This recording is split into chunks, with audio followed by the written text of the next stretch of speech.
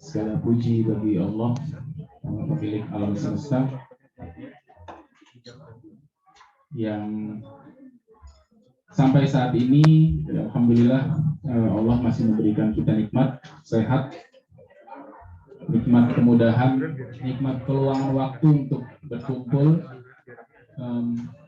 bermajelis, duduk bareng untuk mendengarkan kajian ilmu agama Islam secara bersama-sama, tidak lagi secara online. Jadi saat ini adalah offline. Ya, alhamdulillah kita banyak bersyukur kepada Allah SWT.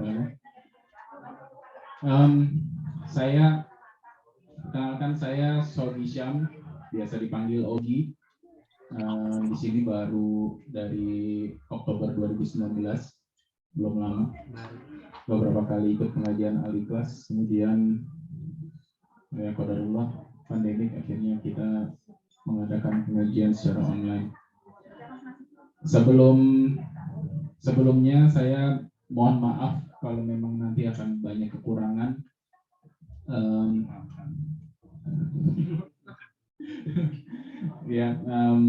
Walaupun ya kata Yorga tadi saya ditunjuk sebagai koordinator, tapi insya Allah Yorga akan selalu ada di samping saya.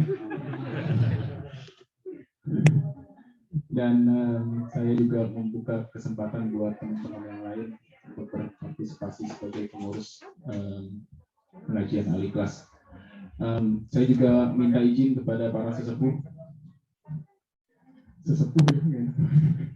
ya, pada Pak Hendri, ada Mas Ilo juga sebelumnya menjadi ketua juga. Saya melengkapi beberapa orang nih sebenarnya, karena harusnya ada Mas Hatta yang jadi ketua, Pak Mariono belum, Mas Wahyu juga kayaknya belum.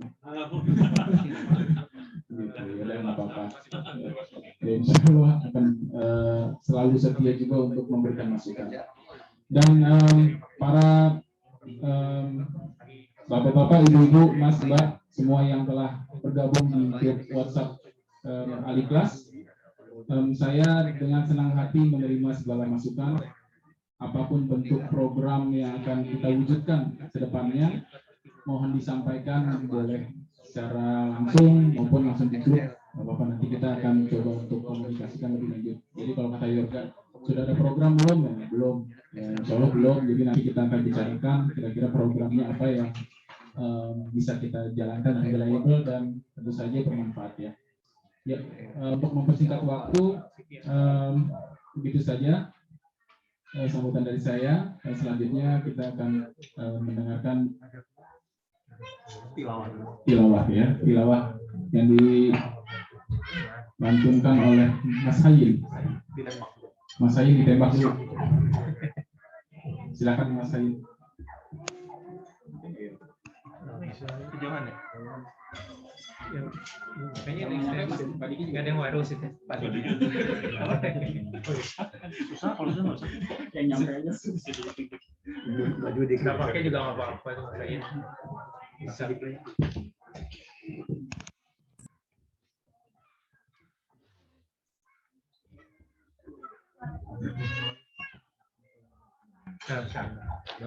Geser dikit.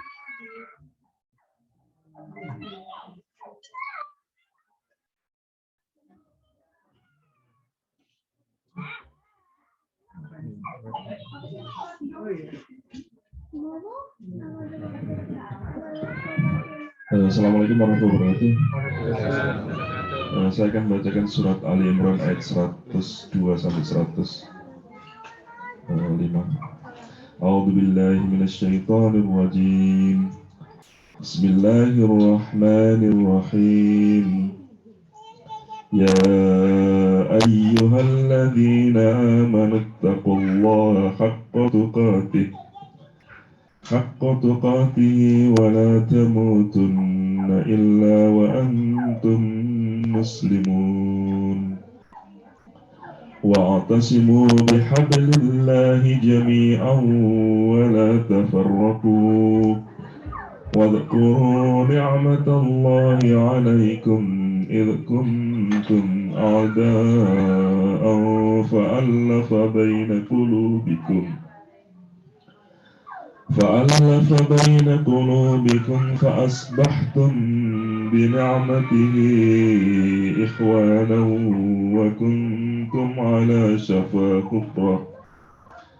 وكنتم على شفا حفرة من النار فأنقذكم منها كذلك يبين الله لكم آياته لعلكم تهتدون ولتكن منكم أمة يدعون إلى الخير ويأمرون بالمعروف وينهون عن المنكر وأولئك هم المفلحون ولا تكونوا كالذين تفرقوا واختلفوا من بعد ما جاءهم البينات وأولئك لهم عذاب عظيم. صدق الله العظيم. السلام عليكم ورحمة الله وبركاته.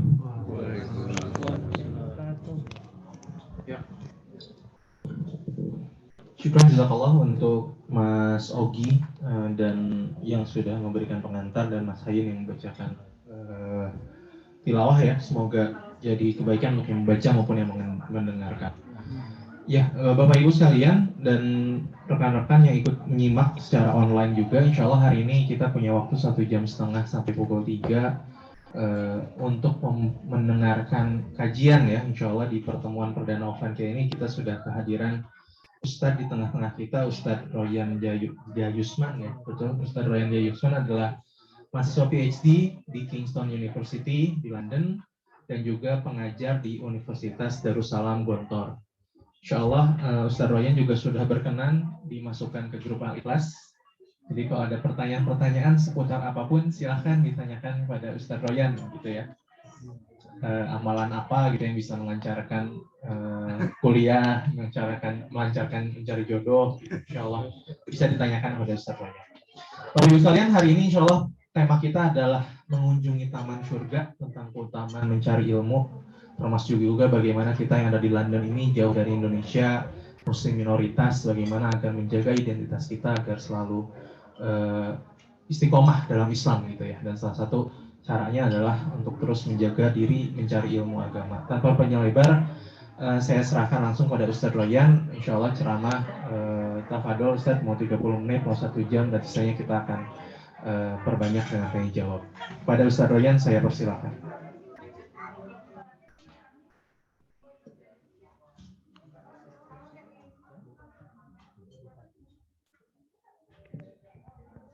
A'udzubillahi minasyaitonirrajim. Bismillahirrahmanirrahim.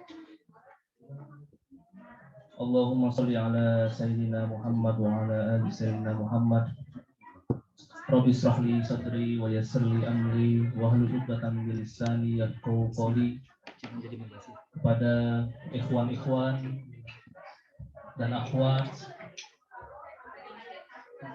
yang lebih khusus para sesepuh, para senior dari pengajian Al-Ikhlas London, Pak Henry dan Bu Tati, dan para sesepuh yang lainnya yang tak mampu kami sebut satu persatu saking banyaknya. Insya Allah mudah-mudahan tidak mengurangi rasa hormat kami. Assalamualaikum warahmatullahi wabarakatuh. Alhamdulillahirabbil alamin. Saya pribadi alhamdulillah sangat bersyukur dapat bersilaturahim pada acara pada hari ini, apalagi ada jamuan makan siang dan nikmat dan lezat-lezat masakannya dari para ibu-ibu jamaah. Mudah-mudahan barokah dan dilapangkan rezeki dan umurnya insyaallah. Alhamdulillah. Nah, pada saat ini perkenankan kami diberi materi mengunjungi taman surga dari keutamaan majelis ilmu. Bapak Ibu sekalian, definisi surga kalau dalam bahasa Arab itu berarti jannah. Kalau dalam jamaknya atau pluralnya itu jannat. Nah, kata jannah itu sendiri dalam Al-Quran itu disebut sebanyak 76 kali. Sedangkan kata jannat itu disebut 67 kali. Nah, namun yang menarik adalah kalau kita bandingkan dengan penyebutan kata an-nar atau disebut dengan neraka atau kata jahannam. Kalau an-nar itu disebut dalam Al-Quran sebanyak 122 kali. Sedangkan kata jahannam itu disebut sebanyak 77 kali. Artinya di sini penyebutan kata jahannam atau an-nar itu lebih banyak dari kata jannah atau surga. Artinya ini ada hubungannya dengan human behavior, perilaku manusia. Kalau kita kebetulan saya ngambil ekonominya dalam bidang behavior, economic behavior yang ada erat hubungannya dengan psikologi. Ternyata fitrah manusia itu lebih banyak akan menuruti perintah kalau ada iming-iming, lebih banyak ditakuti. Nah, lebih banyak ketakutan baru mayoritas ya. Maka dari itu penyebutan kata jahanam dan surga itu selalu disebut sebagaimana dalam kehidupan kita sehari-hari ada reward dan ada punishment. Dalam hukum tata negara dan hukum sosial society kan ada kalau di sini ada fine ya, ada denda dan lain sebagainya. Kebanyakan orang akan lebih terdorong untuk berbuat sesuatu yang sesuai aturan itu kalau ada hukumannya. Nah, ini sesuai dengan psikologis manusia. Memang tidak heran karena Al-Quran ini adalah guideline dari manusia itu sendiri sebagai produk atau makhluk ciptaannya. Kalau kita beli laptop atau kita beli mesin cuci, kalau kita beli mobil, itu kan pasti ada dikasih buku guideline-nya. Selain garansi card dan lain sebagainya. Nah, di situ ada panduan-panduan untuk merawat barang tersebut. Nah, sama dengan manusia. Manusia juga itu ada sesuatu yang harus dirawat secara rutin, secara periodik, secara reguler, dengan mengacu kepada buku panduan.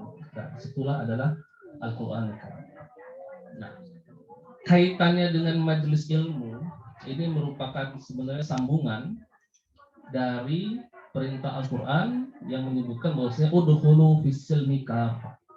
Masuklah kepada Islam yang kafah. Nah, Islam yang kafah itu seperti apa? Itu yang perlu kita pelajari, dan melalui majelis ilmu ini insya Allah mudah-mudahan semakin banyak kita pelajari, semakin banyak juga kita dapat mempraktekkan ajaran Islam yang sehingga kita bisa berislam secara kafah. Nah, ada beberapa keutamaan dari majelis ilmu ini. Keutamaan yang pertama adalah silaturahim.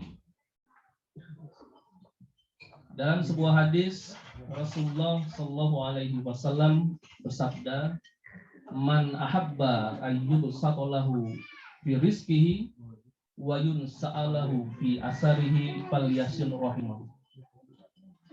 Dalam pengajian ini sangat tampak dan erat kaitannya dengan hadis yang disampaikan Rasulullah ini.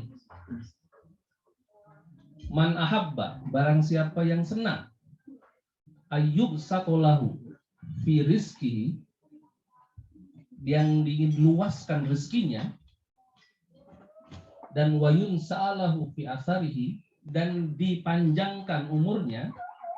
Dalam beberapa penjelasan hadis ini wayu akhirahu ajalahu, jadi ajalnya itu diakhirkan adalah dengan fal yasir rahimah, dan menyambung tali silaturahim. Kaitannya dengan pengajian Al-Ikhlas ini, karena kita semua berasal dari Indonesia, jadi silaturahim antar warga negara Indonesia itu memperkuat ukhuwah Islamiyah dan ukhuwah watoniyah, yang mana lebih erat secara sosial kita bisa berinteraksi secara sosial lebih dekat dibandingkan dengan Muslim dari negara lainnya.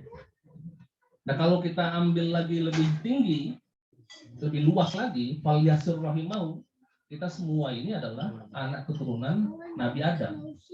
Jadi satu kakek sebenarnya, kakek buyut. Rahim itu dalam bahasa Indonesia itu diserap dalam kata rahim. Rahim itu adalah buayan kandungan itu ya, kandungan seorang ibu. Jadi sebenarnya kita ada satu rahim dari rahim Siti Hawa.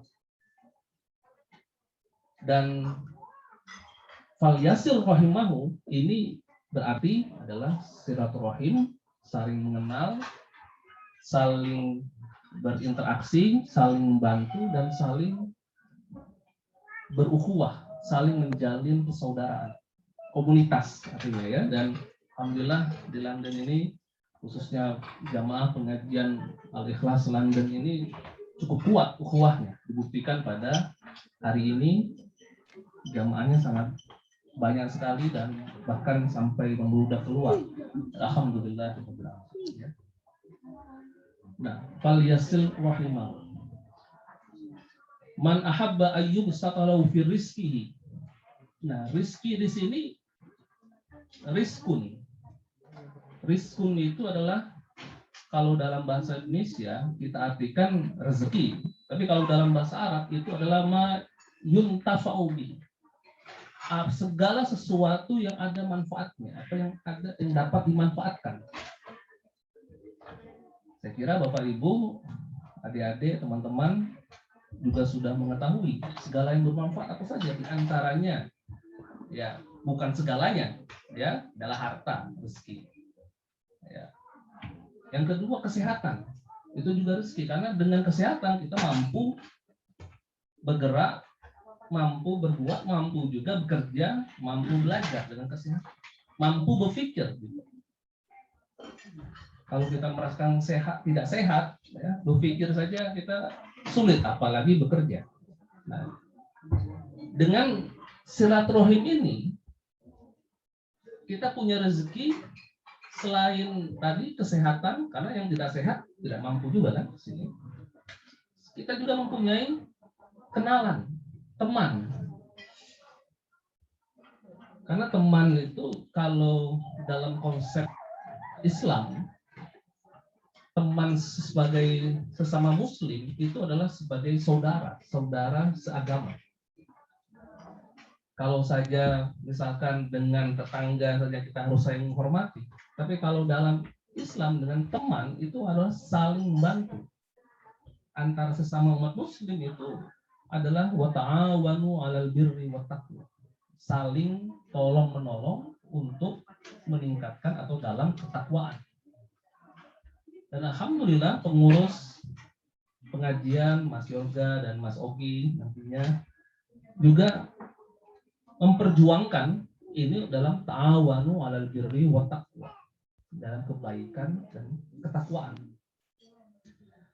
Nah, itu rizki teman. Rizki lagi, rizki yang disebut dengan network, relasi. Dan masih banyak lagi sesuatu yang dapat kita bermanfaat dari silaturahim. Ayub satolahu fi rizki, diluaskan. Jadi tidak hanya diperbanyak, tapi diluaskan.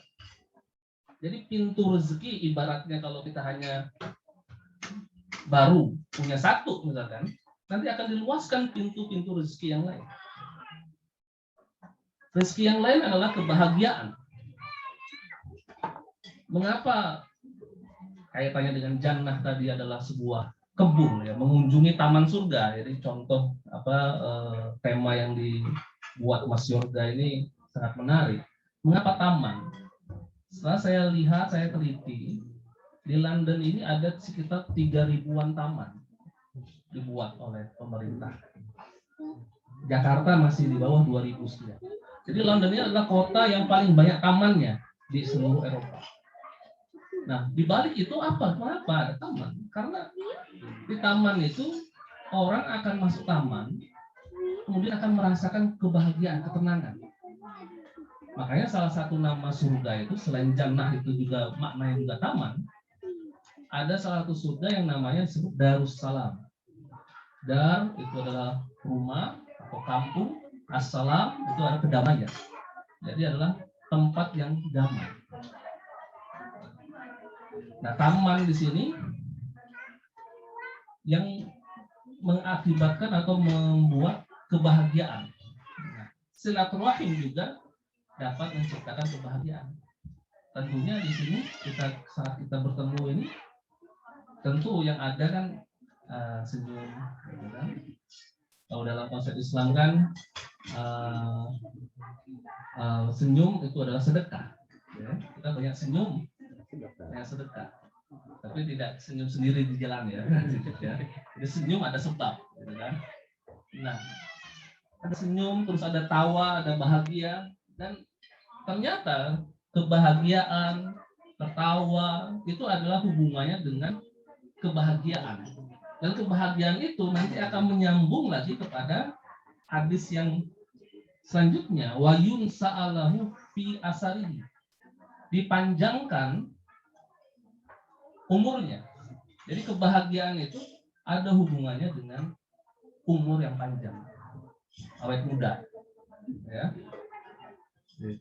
atau semangatnya awet tetap muda. Nah, jadi mengapa memang kalau di kasus di Indonesia banyak orang yang usianya di atas 90 tahun itu banyak di pedesaan. Karena ukhuwah dan tali silaturahimnya lebih kuat, ya, dibandingkan dengan perkotaan yang mungkin bisa jadi karena saking banyaknya pendatang antar tetangga kemungkinan agak sulit untuk saling mengenal. Samping faktor-faktor lainnya. Nah, silaturahim, ya, itu adalah salah satu manfaat dari majelis ilmi ini. Kita mendatangi majelis ilmu adalah untuk silaturahim. Ini yang paling utama menurut saya adalah silaturahim sebagai sesama muslim di antara kita, sehingga kita bisa saling mengingatkan, saling mensupport, saling juga mendoakan. Ya, karena semakin paling banyak nampaknya mayoritas adalah mahasiswa di sini yang tentunya juga butuh support dan doa dari bapak-bapak semua, termasuk saya sendiri lagi belajar. Kalau ditanya tadi tips sukses untuk belajar, ya saya juga sedang belajar juga ini, masih mencari tipsnya. Ya. Nah, itu adalah keutamaan silaturahim. Yang selanjutnya adalah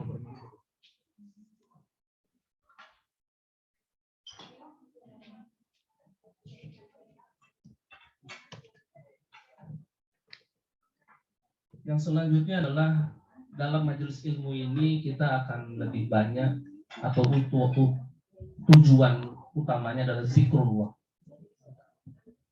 Nah, zikrullah ini adalah mengingat Allah. Nah, mengingat Allah ini kalaulah kita artikan lebih luas, itu diantaranya adalah membaca ayat-ayatnya, mengkaji ayat-ayatnya, dan juga mendalami ayat-ayatnya. Dalam setiap pengajian ini ada ayat yang dibahas, selalu topik dan pembahasannya adalah pembahasan tentang pendalaman ayat-ayat Al-Quran ataupun hadis Rasulullah SAW. Maka semuanya itu sebenarnya mengantarkan kita kepada zikrullah. Meskipun juga makna zikir sendiri ada juga zikir yang sifatnya individual, tapi ada juga zikir yang bersifatnya jamaah. Nah, zikir yang bersifatnya jamaah ini posisinya sangat dimuliakan oleh para malaikat. Bahkan malaikat pada turun untuk mendoakan setiap jamaah yang hadir sampai jamaah itu pulang. Sehingga teman-teman sekalian, pada waktu zikrullah ini, kalau kita berdoa, insya Allah doanya itu lebih cepat sampai, lebih cepat didengar, dan lebih cepat dikabulkan Apabila kita bersama-sama berdoa pada saat zikrullah. Dalam sebuah hadis disebutkan zikrullah ini an Abi Darda radhiyallahu anhu anna Nabiyya sallallahu alaihi wasallam qala ala unabbiukum bi khairi a'malikum ardaha inda malakikum wa arfa'uha fi darajatikum wa khairul lakum min i'ta'i dhahabi wal waraqah wa antalqu aduwakum fatadrubu a'naqahum wa yadribu a'naqakum qala bala ya Rasulullah qala zikrullah. Jadi pada suatu saat Rasulullah pernah bertanya kepada para sahabat, maukah kalian aku berikan sebuah amalan? Nah, tadi Mas Yoga nyambung, amalan apa ya? Sebuah amalan yang paling diridhoi, yang paling disukai ya, oleh para malaikat. Karena malaikat itu memang kerjaan utamanya adalah sujud pada Allah atau berzikir pada Allah. Ardoha inda malakikum, dan yang paling tinggi derajatnya. Jadi zikrullah ini derajat pahalanya paling tinggi dan paling tinggi dan lebih baik daripada emas dan harta lainnya. Karena zikir ini pahalanya bisa melebihi 2 gunung emas, bisa melebihi bumi dan seisinya. Nah, dengan kata lain disebutkan lagi bahwasanya dan dia lebih baik lagi daripada kamu pergi ke medan perang, antara kamu dapat membunuh musuhmu atau kamu dibunuh oleh musuhmu. Nah, dia posisinya zikir posisinya lebih baik daripada perang. Bala ya Rasulullah, tentu saja kami ingin, apa itu ya Rasulullah? Dan Rasulullah menjawab zikrullah. Dan zikrullah ini dengan majelis ilmu, jadi semakin kita lebih banyak mengkaji ilmu, sebenarnya semakin dekat kita mengenal Allah. Sebenarnya kalau dalam posisi subjek yang saya pelajari, semakin banyak kita belajar, semakin merasa kita banyak yang tidak kita ketahui. Tapi kalau kita belajar ilmu agama, semakin banyak yang kita pelajari, seharusnya semakin kenal kita kepada Sang Pencipta. Apalagi kalau kita mendalami ayat-ayat Al-Quran dan mentadaburinya, dan kita pasti akan lebih. Misalkan seperti ini. Bapak Ibu sekalian mungkin sudah pernah mencoba membaca surat Al-Fatihah. Mungkin sudah hafal tentunya ya, dari sejak kecil. Ya, saya ambil contoh surat Al-Fatihah dan mencoba membaca artinya. Dan juga ada juga mungkin yang sudah mencoba membaca tafsirnya. Coba kita bandingkan bacaan Al-Fatihah kita sekarang ya dengan maknanya dengan bacaan Al-Fatihah kita waktu kita umur misalkanlah 8 tahun, tentu berbeda. Berbeda kualitasnya dan khususnya berbeda dari sisi pemahamannya. Nah, ini yang disebutkan bahwasanya tadi semakin kita banyak mendalami, kita akan semakin mengenal Tuhan yang menciptakan kita. Nah, itu sebenarnya esensi mencari ilmu itu. Bukan esensi mencari ilmu itu untuk keperluan duniawi, tapi esensi mencari ilmu itu pada akhirnya adalah untuk lebih dekat kepada Allah.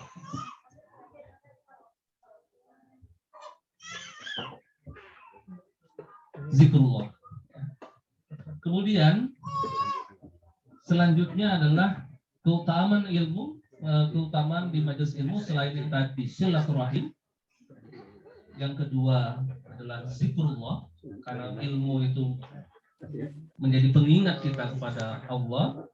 Yang ketiga adalah majelis ilmu atau kegiatan dalam majelis ilmu adalah fi sabilillah, Seorang ulama kontemporer, Syekh Yusuf Qaradawi, itu menyampaikan, mengartikan atau mentafsirkan makna fisabilillah. Ini kalau fisabilillah, fisabil itu adalah di jalan. Kalau kita artikan dalam bahasa Indonesia, di jalan Allah. Namun ulama Syekh Yusuf Qaradawi mengartikan fisabilillah, maknanya yang lain adalah fisabili mardhatillah, dalam jalan yang diridhoi oleh Allah. Atau dengan kata lain, fisabilil khair, atau dengan jalan kebaikan. Apalagi majelis ilmu ini fisabilillah tentunya. Karena majelis ilmu ini mendapat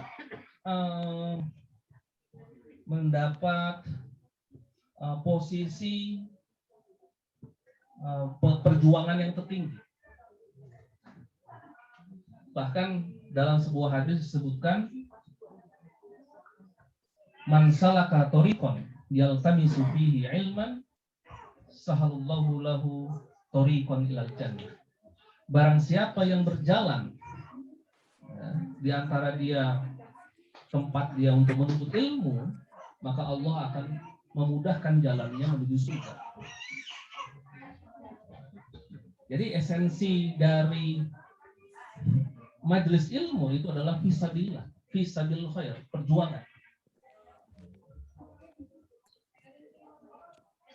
Bahkan dalam hadis lain disebutkan, man kharaja fi talabil ilmi fa huwa fisabilillah hatta yarji'a. Barang siapa yang keluar untuk mencari ilmu, maka dia adalah fisabilillah hatta yarji'a, sampai dia pulang kembali.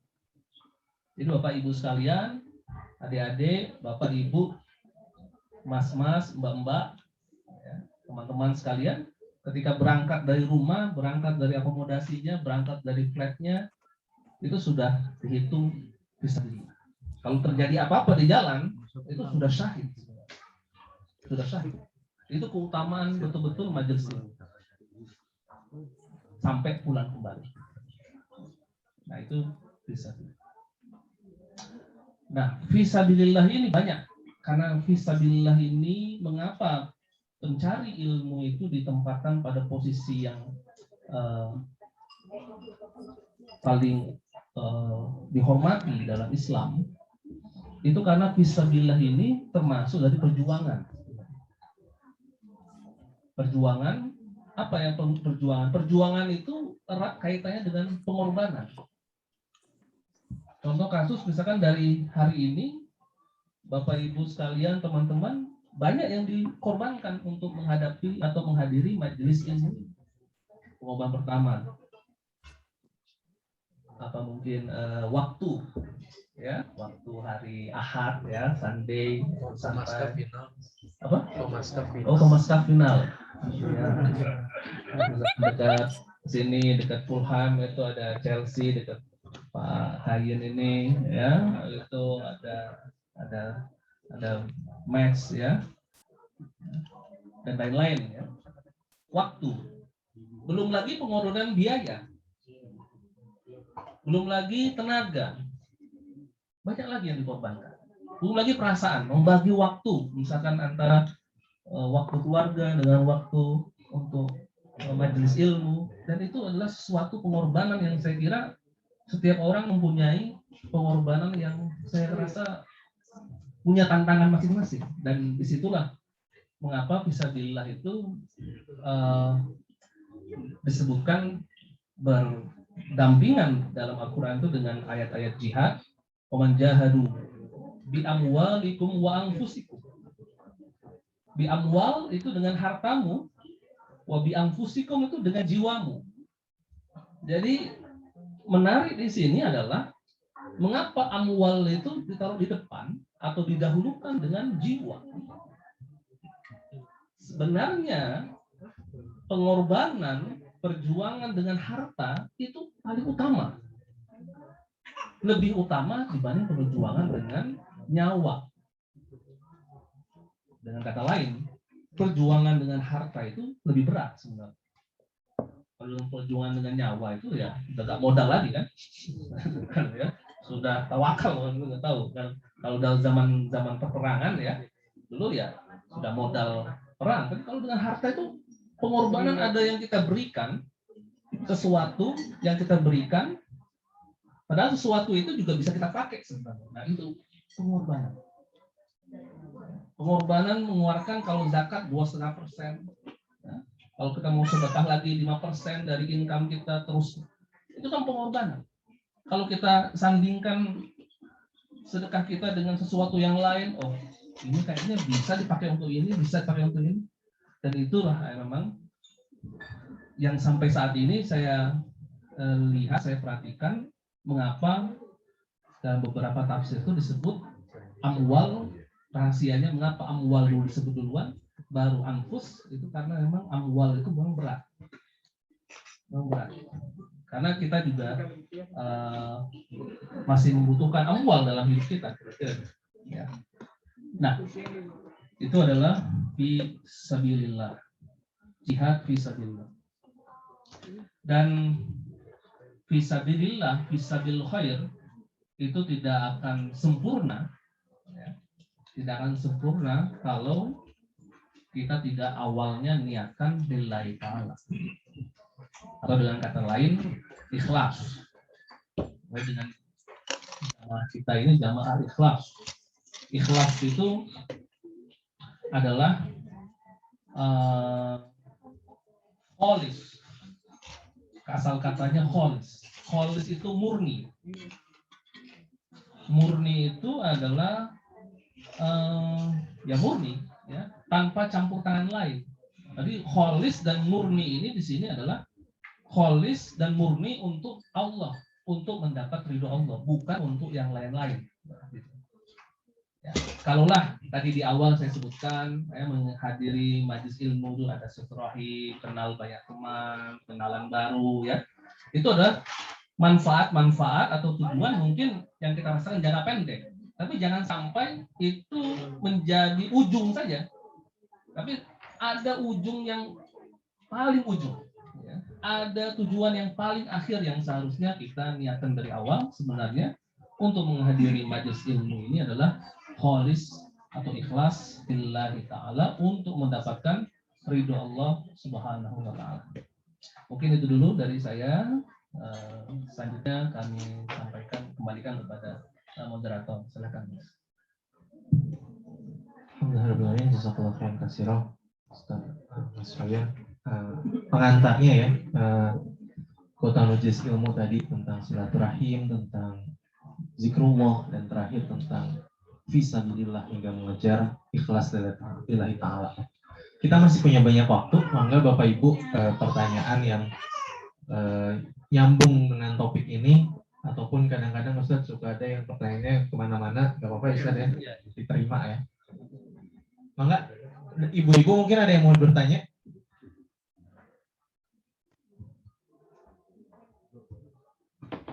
Mau langsung disampaikan atau bapak-bapak dulu?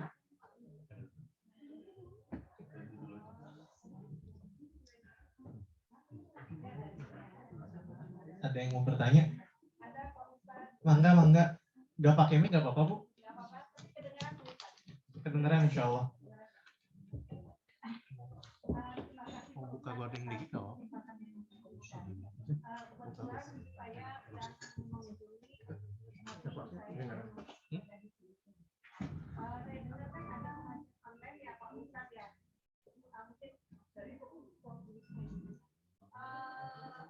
Kalau misalnya saya mau ikut, tapi kan udah murah, udah ada di Indonesia, gimana kira-kira boleh nggak? Atau hanya khusus untuk pengajian online, khusus untuk yang ada di sini? Di Indonesia ini gitu kan. Terima kasih atas jawabannya. Assalamualaikum warahmatullahi wabarakatuh.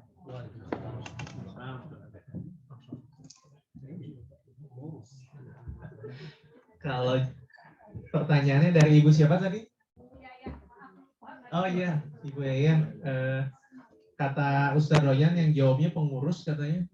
Tapi nanti mungkin Ustaz Roy akan menjawab lebih luas ya. Tapi kalau dari pengurus, insya Allah boleh sebetulnya pengajian kita tidak mengenal jarak dan waktu gitu ya. Jadi mau sedang di luar negeri, di grup WA kita juga ada yang lagi dinas di Arab Saudi masih ikut gitu, Masya Allah. Insya Allah kita sangat terbuka gitu ya.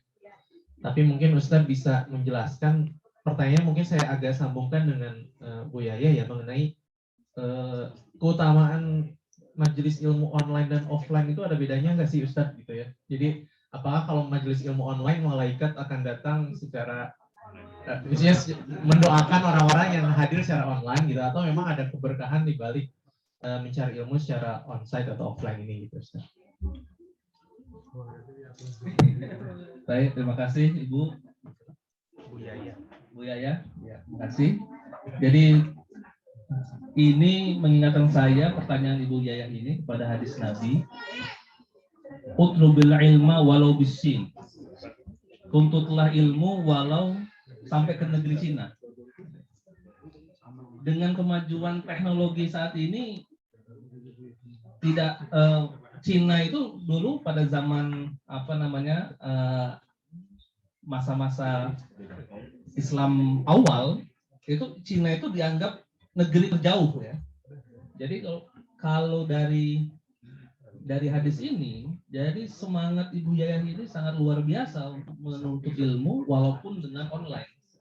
Saya kira jawaban saya sama dengan Mas Yorga, bahwasanya dalam menuntut ilmu, dalam belajar, ikut kajian, insya Allah tidak ada batasan komunitas tertentu, maksudnya open ya Mas ya, open. Dan itu sebenarnya konsep belajar atau menuntut ilmu dalam Islam sebenarnya. Dulu pada zaman awal Islam, universitas atau pelajaran itu dimulai dengan halaqah seperti ini. Jadi ada ulama, kemudian datanglah murid, belajar, jadi banyak. Kemudian mereka saking ingin tinggal di situ, dia murid-muridnya menyewa ngekos di mana-mana, akhirnya jadi rame tempat itu. Nah, kalau konsep Barat itu kan sudah dirubah menjadi dihitung kos, ya, kos dan biayanya. Nah, artinya adalah kalau dalam Islam, selama ilmu itu bisa disebarkan luas, manfaatnya luas, itu sebenarnya tujuannya. Karena dalam sebuah hadis juga disebutkan, khairun nasi anfa'uhum linnas. Jadi sebaik-baiknya manusia adalah yang paling banyak manfaatnya kepada manusia yang lain. Jadi kalau kita mau lihat level-level manusia, jadi level yang paling atas itu adalah yang paling banyak manfaat. Nah, sama pengajian Al-Ikhlas ini tadi disampaikan online dan terbuka untuk umum, semakin luas yang memanfaatkan pengajian dari Al-Ikhlas ini, jadi semakin banyak manfaatnya, berarti levelnya atau derajatnya dari pahalanya, dari kemuliaannya itu juga lebih tinggi. Maka itu online. Nah, tapi kalau pertanyaannya keutamaan mana online dan offline, ini jawabannya ada dua. Menurut mazhab salafi, ya, mazhab klasik ya, atau menurut mazhab kontemporer. Ya.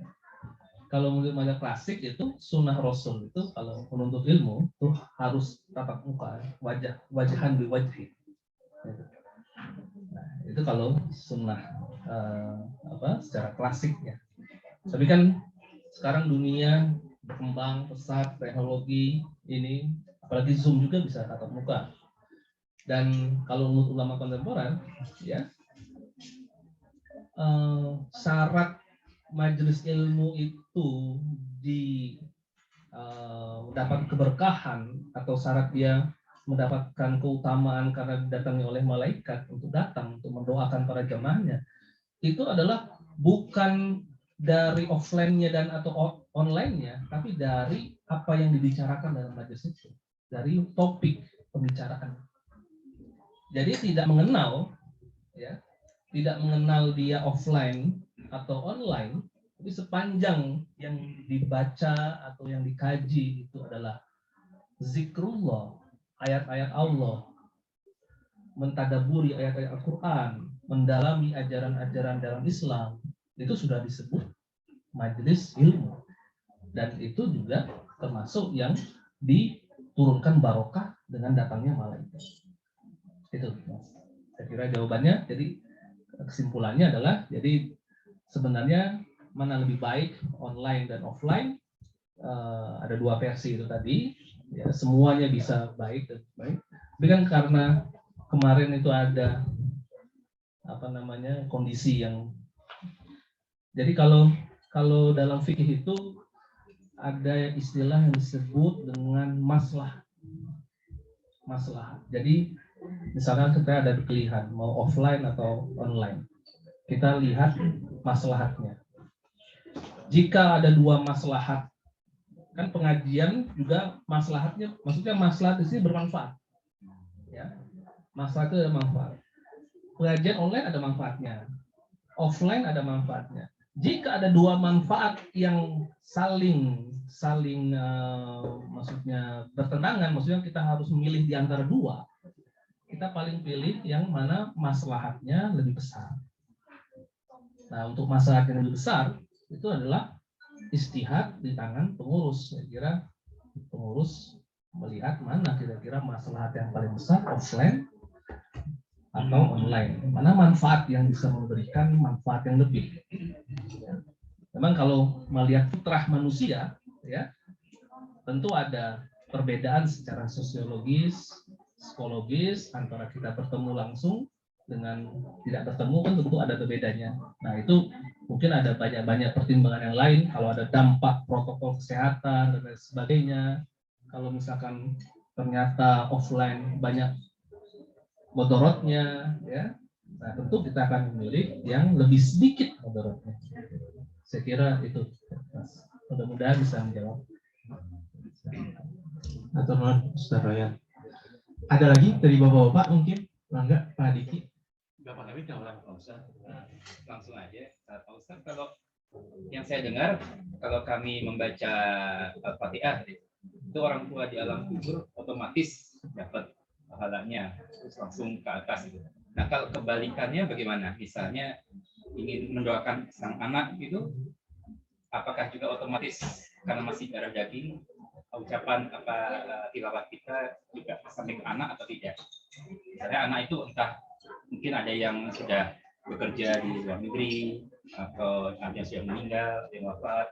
Nah, itu kita juga ingin memberikan suatu doa kepada mereka dengan membaca ayat Al-Quran, apakah sampai langsung atau tidak? Terima kasih Pak Diki. Baik Pak Diki, terima kasih doanya, pertanyaannya sangat menarik sekali.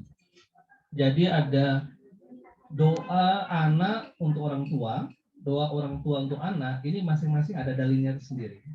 Kalau kita melihat dari dalil, idza mata ibnu Adam in qata amalu illa min salasin, shadaqah jariyah, ilmun yuntafa'u bihi, aw waladun shalih yad'u lahu.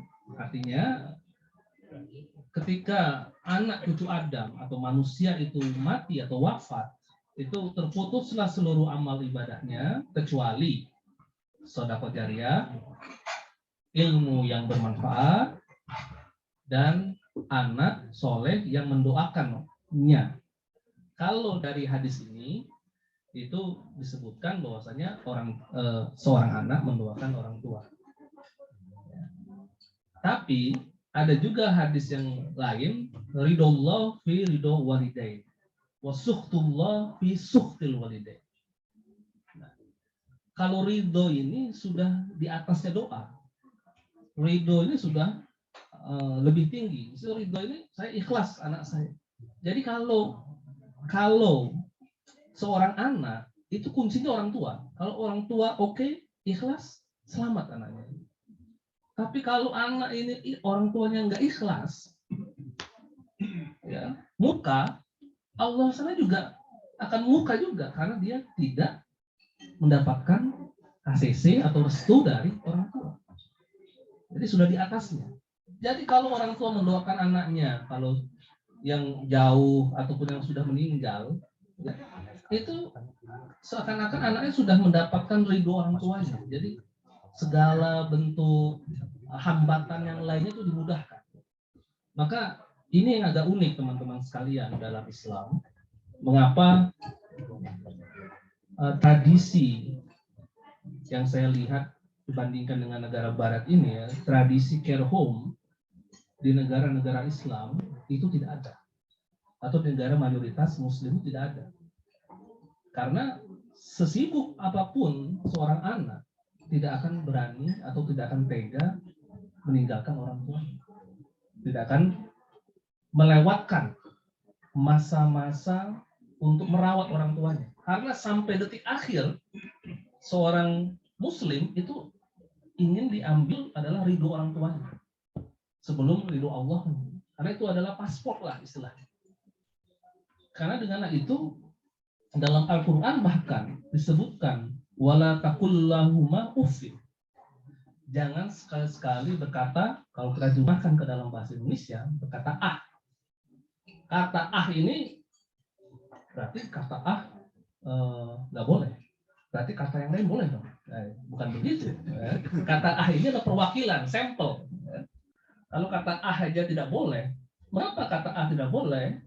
Ilahnya atau sebabnya di situ adalah karena dapat menyakiti orang tua.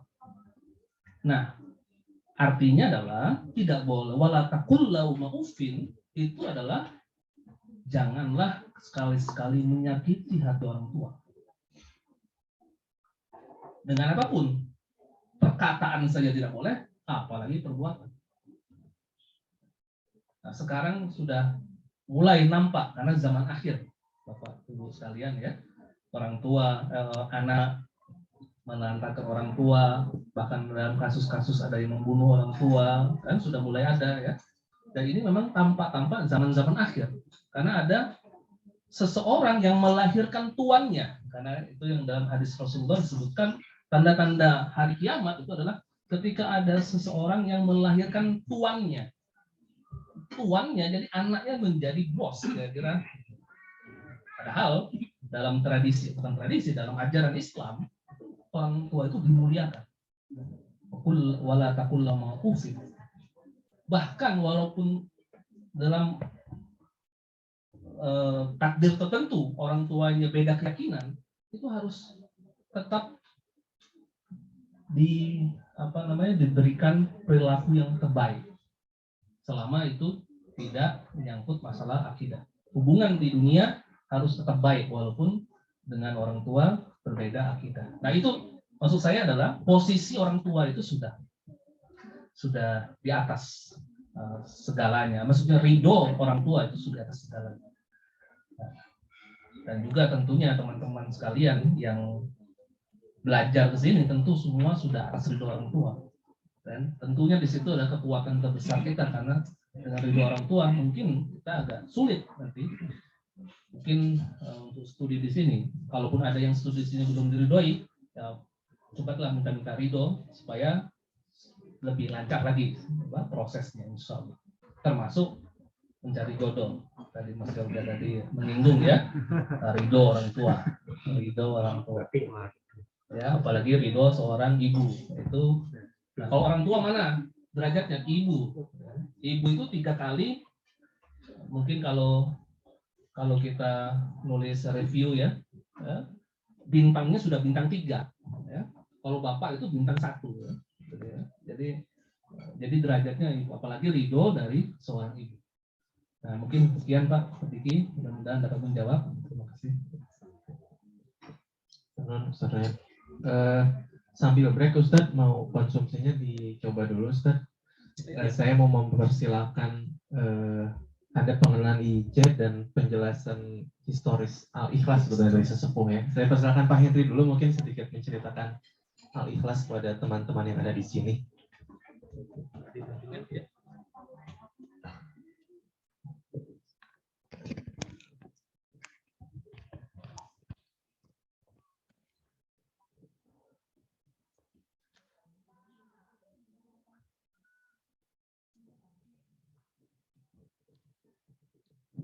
Bismillahirrahmanirrahim. Alhamdulillahirabbil alamin wassalatu wassalamu ala asrofil anbiya'i wal mursalin wa ala alihi washabihi ajmain.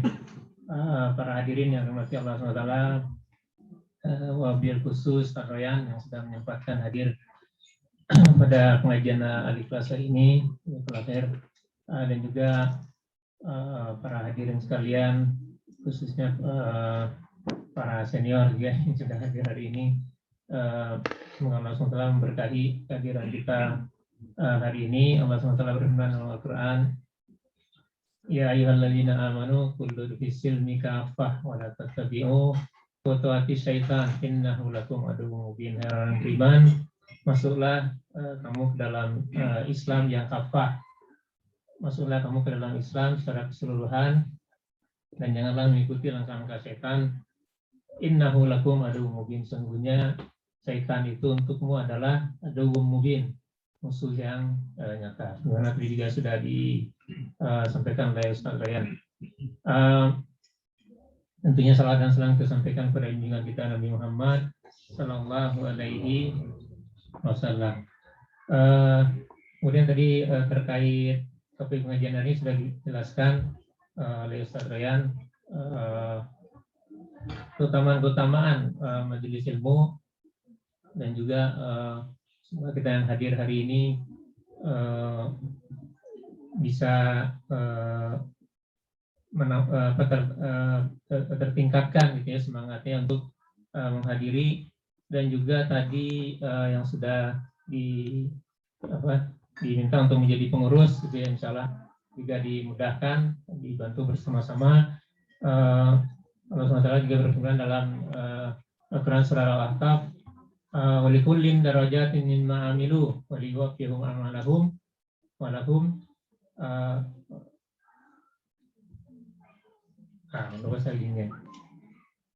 walahum la yuzlamun, dan engkau tidak akan dizalimi. Sehingga setiap orang itu ada derajat atau tingkatan-tingkatan balasan kebaikan dan keburukannya, dan engkau tidak akan dizalimi.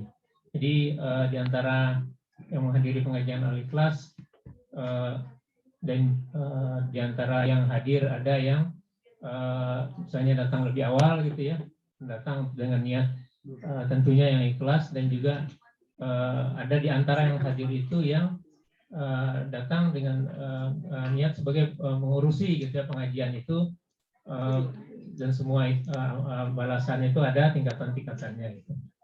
Nah, jadi saya diminta menyampaikan secara historis gitu ya pengajian Al-Ikhlas. Mungkin nanti bisa dilengkapi juga oleh para senior yang hadir. Di sini juga sudah hadir beberapa teman-teman yang juga sebelumnya pernah mengurusi pengajian Al-Ikhlas gitu ya dalam jangka 1-2 tahun. Ada Bu Tati tadi juga ada, dan juga ada ibu-ibu yang sudah menjadi piket konsumsi gitu ya selama bertahun-tahun gitu. Dan juga yang sudah sering hadir membantu pengajian ini. Jadi kalau kita lihat pengajian Al-Ikhlas ini dulu pertama disebarkan informasinya itu lewat mailing list, Pak. Nah, ini mungkin generasi baru, sebentar lagi generasi baru kita mungkin nggak pernah dengar mailing list gitu. Karena email itu sudah mulai berkurang gitu dipakai. Sekarang mailing list Al-Ikhlas itu saya ragu apa masih ada kalau sudah ditutup oleh Yahoo gitu. Tapi beberapa tahun yang lalu saya cek, jadi undangan pengajian Al-Ikhlas itu yang pertama ada gitu yang terrekod itu adalah November 1998 gitu. Nah, dan terindikasi di dalam email itu bahwa sebelumnya itu sudah berjalan. Mungkin undangannya lewat SMS zaman itu kali ya. Nah, dikirim oleh koordinator waktu itu yang tinggal di Wisma Mahasiswa di Nansen Village. Dan Nansen Village masih ada sampai sekarang. Sekarang lagi lah surga. Jadi ketua penasihat pengajian Al-Ikhlas ini ada beberapa di antaranya yang pernah berdomisili di Nansen Village. Jadi Nansen Village ini juga ada nilai historisnya ya. Tahun 98 gitu. Jadi yang berikan tahun 97 gitu. Dan ini mahasiswa yang menginisiasi. Kemudian mulai sekitar awal tahun 2000-an lah, baru dengan izin dari Bu Tati ya sebagai pemilik rumah tempat kita sekarang berada ini, pengajian mulai tetap berlokasi di Mushola Al-Ikhlas di sini di Southfield ini.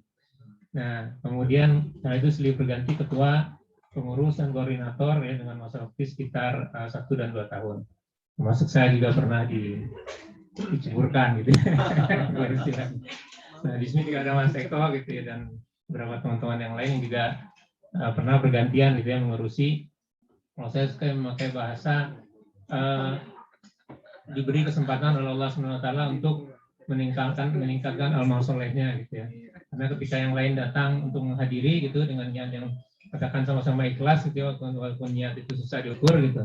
Tapi yang satu sudah istilahnya mungkin ditugaskan gitu ya, dibebani untuk menjadi mas'ul gitu, penanggung jawabnya pada hari itu. Dan itu insya Allah mendapat balasan yang setimpal gitu ya dari Allah SWT.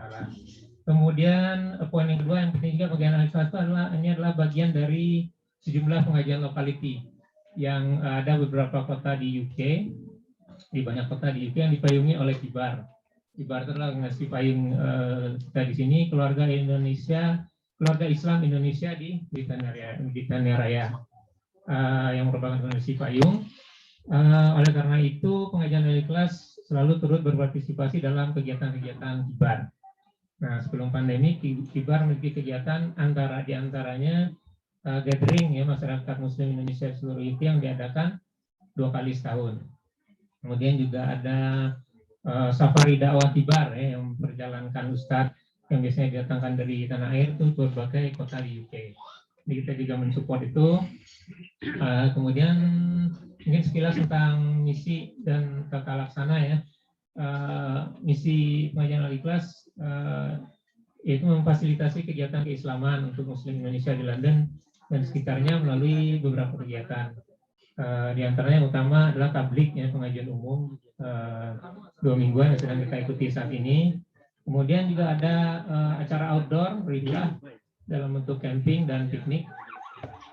Kemudian dulu tuh juga aktif kita mengadakan kelas anak dan remaja dan sempat ada pelajaran bahasa Arab, mungkin Mas Sain juga masih ingat.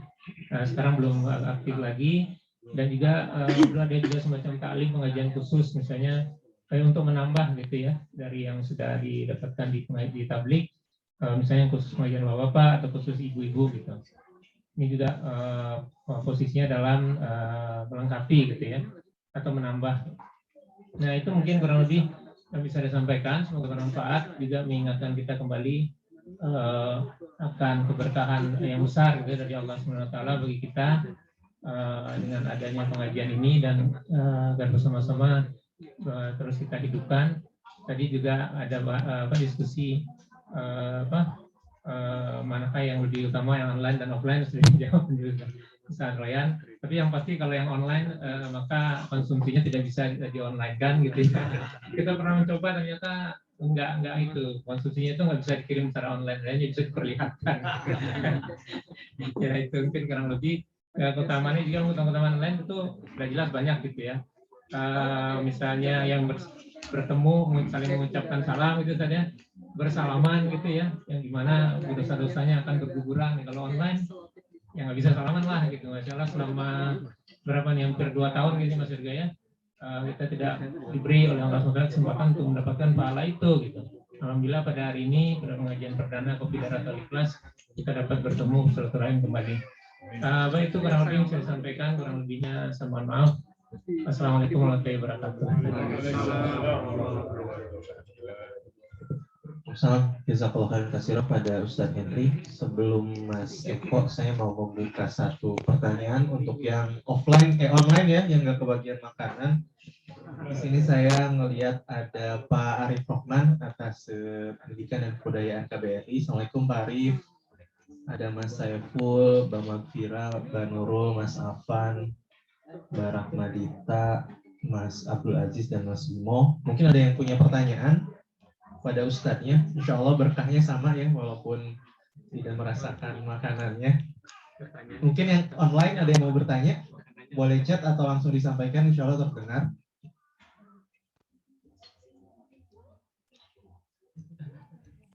Assalamualaikum Mas. Alamatnya dikirim makanan kata Pak Diki. Assalamualaikum. Dari Suara saya online. kedengaran nggak ya? Oh boleh kedengaran. Saya coba mic-nya deketin ya. Dari siapa ini? Saya Rahmadita. Mbak Dita. Bentar, mana Pak? Ya, Assalamualaikum warahmatullahi wabarakatuh. Saya Rahmadita. Tadi mohon maaf datang masuk Zoom-nya agak telat. Jadi tadi masuk pas bagian bahas tentang zikir dan mencari ilmu. Sebenarnya saya ingin tanya, kadang itu kan kita biasa kayak habis sholat itu ya duduk dulu berzikir dan lain sebagainya seperti itu ya. Cuma kadang itu kayak karena seringnya kita lakukan itu jadi menjadi sebuah kebiasaan yang kadang itu kayak cuma terucap dalam mulut doang tapi kayak tidak benar-benar meresap di hati gitu Ustadz. Jadi kayak mau tanya sebenarnya bagaimana sih untuk menjaga tetap ketika kita berzikir tidak hanya di mulut tapi bisa benar-benar meresap ke hati gitu. Jadi kayak biar ya gitu sih ini ya. Paham nggak ya? Siap. Makasih Mbak Dita. Iya. Mahasiswa kuliah di? Saya di UCL. S2 di UCL. Baru datang berarti ya? Ya nggak masalah Mbak Dita, selamat datang juga pada teman-teman lain. Maaf, iya baru datang tahun ini. Ke London ya, Insya Allah. Pertanyaannya bagus ya, walaupun saya malah iri gitu Pak, Mas. Jadi Mbak Dita pertanyaannya habis sholat zikir, tapi kadang-kadang zikirnya tidak masuk ke hati gitu ya. Kalau saya habis sholat malah lihat HP Pak, Mas. Lebih sering Assalamualaikum lihat HP gitu. Jadi ada pertanyaannya bagaimana agar zikir kita bisa masuk ke hati gitu ya. Baik, terima kasih Mbak Rahmadita ya. Pertanyaannya menarik sekali. Sebenarnya yang menarik tadi yang disampaikan juga Mas Yorga, kalau habis sholat lihat HP, sebenarnya zikir juga, baca maksurat kan. Baca WhatsApp. Ya, Mbak Rahmadita, untuk kita dapat memasukkan dalam hati sebuah zikir itu yang pernah disampaikan oleh para guru kami itu adalah memahami makna dari zikir itu. Cobalah kita ambil contoh 3 zikir yang paling populer yang dianjurkan oleh Rasulullah, itu adalah yang pertama subhanallah. Subhanallah itu artinya Maha Suci Allah. Oleh guru kami disalahkan kami menjawab itu. Itu adalah terjemahan dalam bahasa Indonesia, bukan makna dari subhanallah. Lalu apa itu sebenarnya makna dari subhanallah? Maha Suci Allah itu adalah terjemahannya, artinya adalah selain Allah itu tidak suci. Kita itu penuh dengan dosa. Jadi ketika kita membaca subhanallah, kita ingatlah dosa-dosa kita, kecil ataupun besar. Jadi kita merasakan diri kita, larutkan dalam hati kita bahwasanya kita ini adalah makhluk yang hina atau yang paling banyak dosanya. Karena kita berhadapan dengan Rob atau Tuhan yang maha suci, tanpa celah. Kalau di UK sini kan ada misalkan untuk rental rumah itu ada credit check gitu kan. Terus ada lagi apa kalau untuk kerja itu juga ada cek apa gitu, saya DBS ya. Itu kan itu cek itu kan kalau kita ada masalah sedikit kan susah cari kerja kan. Padahal mungkin masalahnya itu kita sudah kasusnya udah lama, udah selesai, salah paham, tapi masih terekod di DBS, kan susah juga kita cari kerja. Maka ini menunjukkan bahwasanya sistem yang dibuat manusia ini tidak semaha pemurah yang Allah ciptakan sistem. Dengan membaca subhanallah, dengan kita mengingat dan mengakui dosa-dosa kita yang adalah yang berasal dari diri kita yang kita tidak sempurna, itu dengan secara tidak langsung ketika zikir itu dosa kita sedikit demi sedikit itu diangkat. Jadi ketika membaca subhanallah bukan kita mengartikan atau menaruh dalam pikiran kita Allah Maha Suci, tapi subhanallah, ya Allah ini dosa saya banyak sekali ya Allah. Kalau tidak Engkau ampuni ini saya tidak akan suci-suci juga. Ya, hanya Engkau yang Maha Suci yang dapat mensucikan hati dan pikiran kami. Ya Allah, hati saya juga kotor, pikiran saya kotor. Subhanallah, subhanallah. Dengan secara langsung kita membaca subhanallah berarti kita bahwasanya kita mengakui tidak ada yang paling suci di dunia ini selain Allah. Tidak ada yang tidak penuh dosa dan tidak ada yang tidak ada cacat selain Allah. Jadi kesempurnaan hanya milik Allah. Itu subhanallah. Setelah itu adalah alhamdulillah. Kalau terjemahannya berarti segala puji bagi Allah. Tapi alhamdulillah maknanya adalah kesyukuran atas nikmat Allah yang diberikan kepada kita. Jadi kami diajarkan kalau membaca alhamdulillah, ingatlah nikmat-nikmat Allah yang engkau rasakan. Kalau Anda berzikir mulai pagi, berarti nikmatlah. Nikmat apa itu? Nikmat umur, nikmat hidup, bisa hirup udara segar, bisa sehat, macam-macam. Kalau kita di sini berarti kan kita student ya, alhamdulillah kita bisa kuliah, alhamdulillah kita punya keluarga, punya anak yang baik-baik, anak pertama sudah sekolah di sini, anak kedua alhamdulillah. Itu nikmat-nikmat itu yang kita baca. Jangan secara tidak langsung dengan kita mengingat nikmat yang Allah berikan kepada kita, kita juga bersyukur bahwasanya Allah telah memberikan nikmat itu kepada kita. Dengan mengingatnya saja kita sudah dianggap bersyukur, artinya nanti akan ditambah berlipat. Kan? Maka dengan membaca alhamdulillah akan lebih mudah kalau menurut kami untuk memasukkan dalam hati kalau kita betul-betul memaknai makna dari kata alhamdulillah. Lalu yang terakhir Allahu Akbar. Allahu Akbar itu kalau kita lihat terjemahan dalam bahasa Indonesia itu adalah Allah Maha Besar. Tapi maknanya di balik Allahu Akbar itu adalah yang semua selain itu Allah kecil. Bos itu kecil. Ya.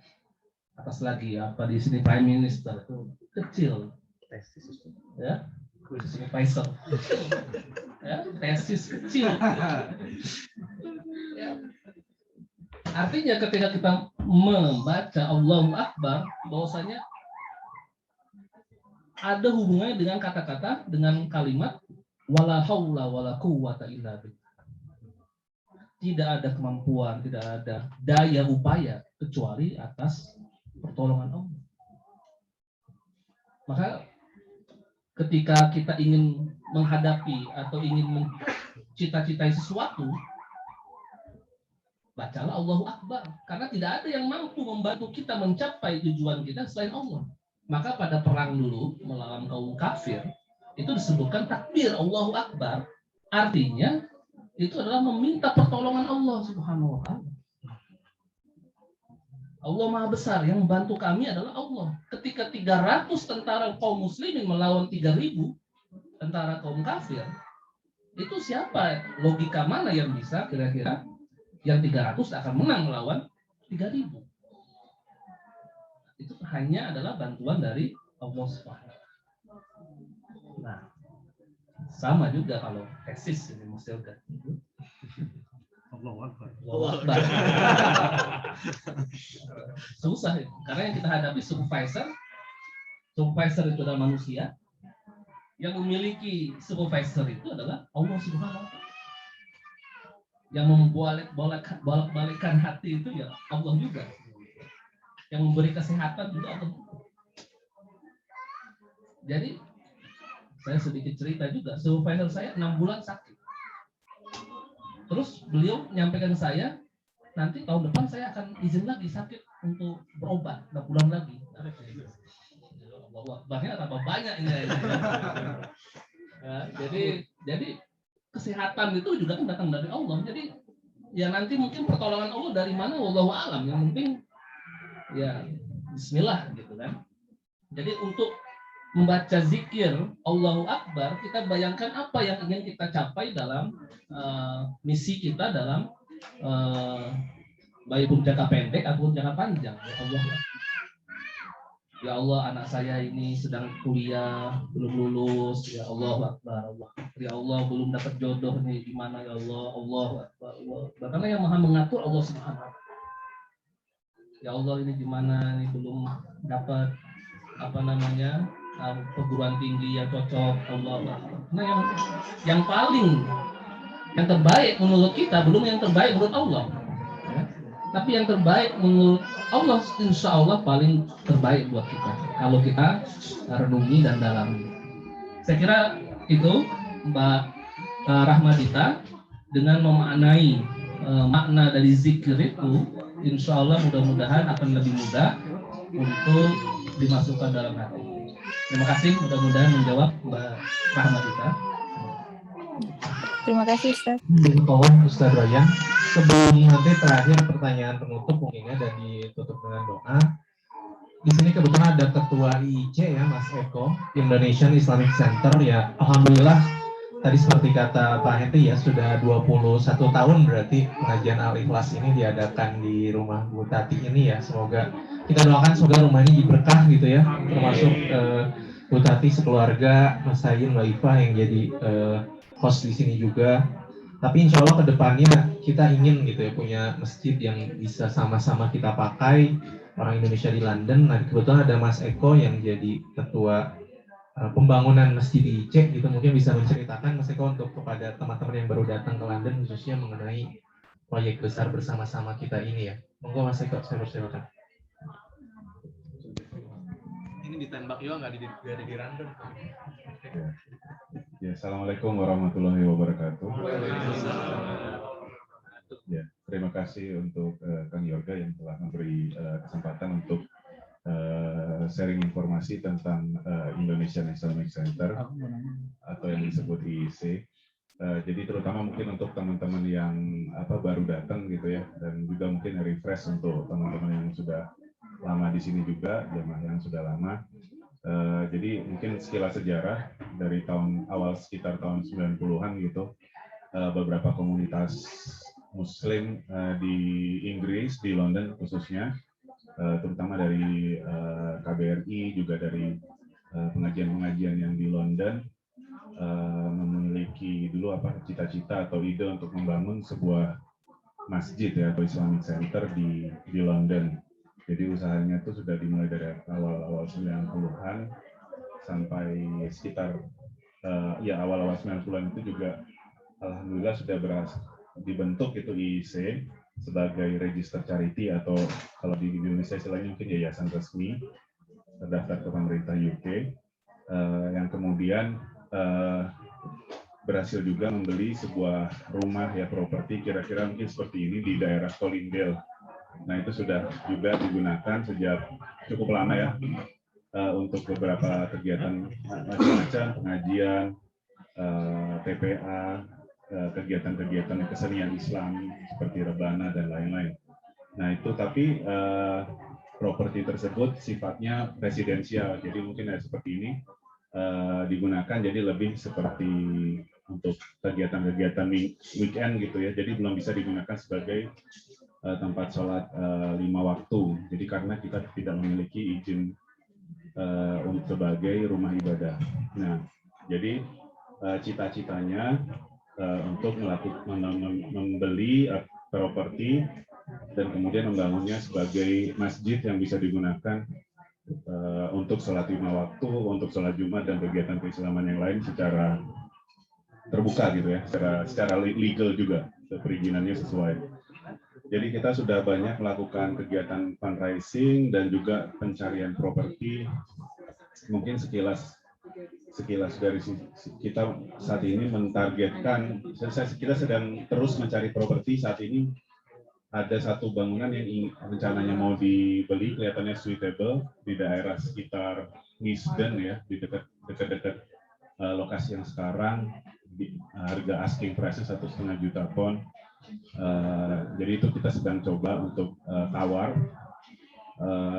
itu. Jadi saat ini posisi terakhir itu ada kita memiliki dana ya dalam bentuk properti yang saat ini, dan uang cash itu mungkin sekitar 900-an juta, tergantung kalau properti 900.000 pound roughly ya, dengan asumsi rumahnya misalnya dijual laku sekitar antara 550 sampai 600.000, kemudian kita mempunyai cash sekitar 350.000. Jadi antara 900 sampai 950.000 tergantung berapa lakunya rumah tersebut. Nah, jadi kita ada sekitar kekurangan mungkin kalau mungkin perkiraan kekurangan kita sekitar 600.000. Sedang kita sedang coba tawar bangunan tersebut sekitar 1,325. Jadi masih belum diterima sama pemilik itunya. Jadi kita sedang dalam proses negosiasi harga. Jadi itu mungkin sekilas perkembangan terakhir tentang IIC, juga mungkin yang kita sedang lakukan. Penggalangan dana juga terus berlanjut, dan kita mungkin kemarin sempat itu sedikit slowdown karena kita waktu itu sebelum ini beberapa bulan juga mencari properti tapi tidak diterima gitu ya penawaran kita. Kira sekarang ini lebih potensi izinnya sudah izin rumah ibadah karena bekas gereja. Jadi ini sekarang kita tinggal kalau kita beli langsung bisa di switch jadi masjid gitu Ustadz, karena emang di sini yang penting ada izin rumah ibadah jadi bisa langsung dipakai. Jadi ini lebih menjanjikan.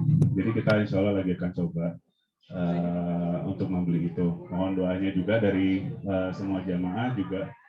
Insya Allah kita akan melakukan kegiatan penggalangan dana lagi. Mohon dukungannya, baik dari doa ataupun dalam bentuk yang lain. Gitu. Jadi mungkin itu. Jadi insya Allah juga kegiatan ini didukung penuh ya dari berbagai pihak.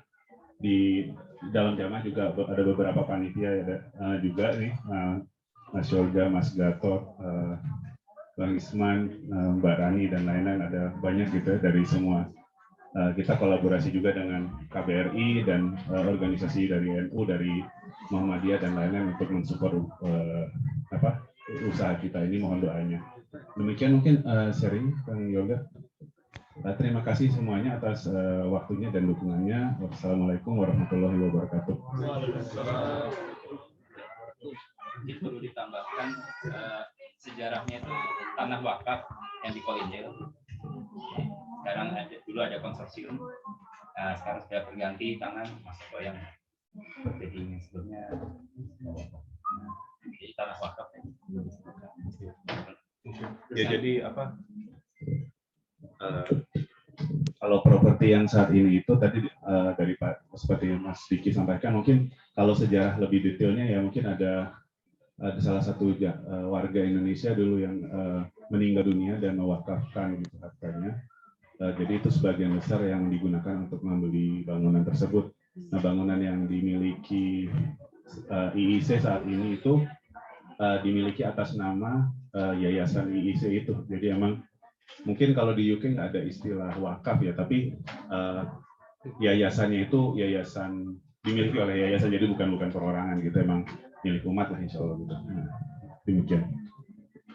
Yang kedua, kalau butuh support, kebetulan saya kenal dengan kepala perwakilan BI di sini, namanya Sabra Diki. Oh, kenal juga. Kalau mau butuh, soalnya Pak Diki sudah nawarin saya, kalau memang butuh support, ada berapa provinsi sekarang, 32 provinsi di Indonesia bisa membantu langsung. Insya Allah Ya, berkah silaturahim ya, insya Allah. Yang ada di sini tadi, Bapak, Mas, dan Mbak, jika ada info atau support bantuan tadi, mau materi, moral, doa gitu ya. Cuman kata Ustadz Royan tadi paling berat itu amal ya Ustadz ya, harta ya. Jadi mangga yang mau transfer rekeningnya silakan langsung nanti ya ke IG. Baik, kita sudah hampir jam 3. Saya akan buka 2 pertanyaan lagi, mungkin satu ikhwan, satu akhwat, kita terima dulu. Nanti di akhir akan dijawab oleh Ustadz Royan, sekalian ditutup dengan doa gitu ya Ustadz. Mangga dari laki-laki Mas Imam ya. Sudah ngetek. Oh, Mas Renot mau juga. Kita cek ibu-ibu nanti. Assalamualaikum warahmatullahi wabarakatuh. Perkenalkan semua, nama saya Imam. Alhamdulillah sekarang saya last year masih undergraduate tahun ketiga di City University of London. Izin kebetulan saya mungkin kalau udah ikut pengajian Al-Ikhlas sejak 2019 sebelum lockdown, alhamdulillah udah ada ikut beberapa kali pengajian, sempat ikut kibar yang di Manchester juga waktu itu. Begini Pak Ustadz, jadi alhamdulillah setiap kebetulan saya ikut pengajian atau yang berhubungan dengan agama, itu paling susah nemuin mahasiswa S1 ya Pak Ustadz. Jadi rata-rata S2 atau S3 yang udah berkeluarga. Jujur, saya sendiri terkadang untuk ikut beginian itu masih yang mut-mutan atau gimana gitu Pak Ustadz. Jadi mungkin saya mau nanya kalau dari Pak Ustadznya, gimana caranya mungkin untuk meningkatin motivasi atau ketika cara saya mengajak teman-teman yang sesama S1 untuk emang lebih niat gitu untuk ikut-ikut yang kayak gini Pak Ustadz. Karena jujur kadang ketika saya ngajak, yang saya jual insentifnya itu bukan judulnya Pak Ustadz, ketimbang saya jual menuju Taman Surga, saya bilang, ayo datang makanannya gratis dari Indonesia.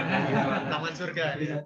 Dan itu insentifnya kadang malah bikin lebih banyak yang mau ketimbang saya bilang kayak untuk majelis ilmu. Makanya mungkin saya minta tips and triknya dari Pak Ustadz, gimana kira-kira kalau cara ngajak yang sesama, ya yang masih seumuran saya, izin bapak-bapak, yang masih seumuran saya untuk mungkin bisa lebih sering ikut pengajian yang kayak gitu. Terima kasih. Assalamualaikum warahmatullahi wabarakatuh.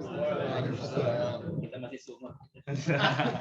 Kita tampung dulu ya, Ibu-ibu ada satu lagi boleh sebelum tutup? Anda nggak pakai mic kalau Pak ya? Kenalan dulu boleh. Ya, Assalamualaikum warahmatullahi wabarakatuh. Waalaikumsalam. Saya Dita Mutiara Nabela, boleh dipanggil Dita. Sekarang lagi studi S2 di University College London. Saya baru di sini sekitar 3 minggu. Saya mau tanya, jadi setelah saya datang ke London, ternyata mungkin saya suka kotanya gitu dengan London dengan diversitas yang ada. Nah, tadi mungkin saya menemukan tantangan yang mungkin baru saya temukan di London, tidak ditemukan di Indonesia. Kemudian gimana caranya kita bisa mewarnai tanpa terbawa arus yang mungkin nilai-nilai itu berbeda dengan nilai-nilai yang kita pahami. Itu yang pertama. Kemudian yang kedua, kita sebagai seorang mungkin muslim itu minoritas gitu ya kalau di London. Ada nggak sih peluang atau advantage dari minoritas itu sendiri? Mungkin itu aja. Mungkin bisa sharing juga apa nih tipsnya buat kita yang baru nyampe di London. Terima kasih. Terima kasih Mbak Dita. Tadi Mas Imam pertanyaannya tentang mengajak anak-anak S1 insentifnya apa, Mbak Dita tentang pertama kali datang di London ini ya tadi. Mbak Dita ini ketua PPI London ya Mbak ya? Di sini insya Allah ada mantan ketua PPI UK juga Mas Gatot, Mas Oki juga ketua PPI baru jamaah Al-Ikhlas, cuman lagi ada acara di Oxford tapi mudah-mudahan bisa hadir ke depannya. Insya Allah berkah lah ya. Mas Renold nanti ya di pertanyaannya gak apa-apa? Bukan Renold, Mas Kito. Mas Kito. Masa? Ya nggak usah deh, Bapak, kalau nggak ada waktu apa-apa. Tapi kalau pendek gak apa Mas? Ya? Mau gak pakai mic gak apa ya? Oh, agak panjang. Boleh. Monggo Mas, kalian aja. Kenalan dulu. Perkenalkan saya nama Mas Kito.